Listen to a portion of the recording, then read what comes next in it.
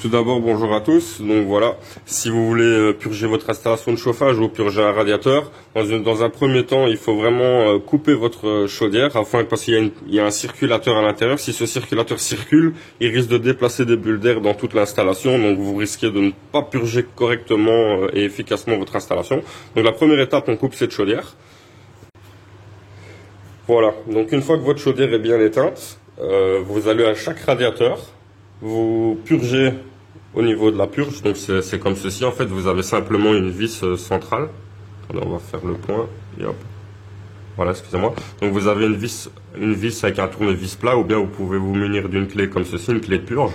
Donc vous ouvrez cette vis, ou bien vous allez avoir de l'eau qui sort par le petit trou ici, ou bien vous allez avoir de l'air. Si c'est de l'air, vous laissez bien l'air s'échapper jusqu'à quand vous avez complètement de l'eau. Vous refermez cette vis directement. Puis vous faites ça à chaque radiateur, ainsi de suite. Juste encore un dernier petit conseil, c'est toujours préférable de purger votre installation de chauffage du bas vers le haut, parce que comme l'air est plus léger que l'eau, elle va à chaque fois se retrouver dans les points le plus haut de votre installation.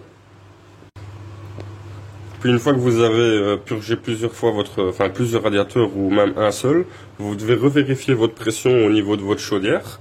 Si votre pression est de nouveau à 1,5 bar, ça y a pas de problème. Si vous n'avez pas dû purger énormément, si maintenant vous avez dû purger énormément, ça veut dire que vous allez avoir un manque d'eau. Donc vous avez une sorte de flexible de remplissage sur votre installation.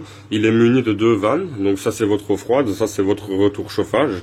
Vous ouvrez la première vanne sans problème. Et je vais le faire devant vous directement. Vous ouvrez la première vanne. La deuxième vanne, je vous conseille de l'ouvrir tout doucement afin de ne pas donner trop de pression en une fois et qui pourrait faire cracher la soupape de votre chaudière, la soupape de sécurité. Et donc vérifiez bien de ne pas dépasser les 1,5 bar. Vous refermez bien vos 2 vannes.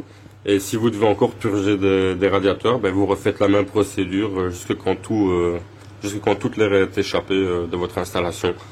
Et n'oubliez pas de rallumer votre chaudière. À bientôt, merci.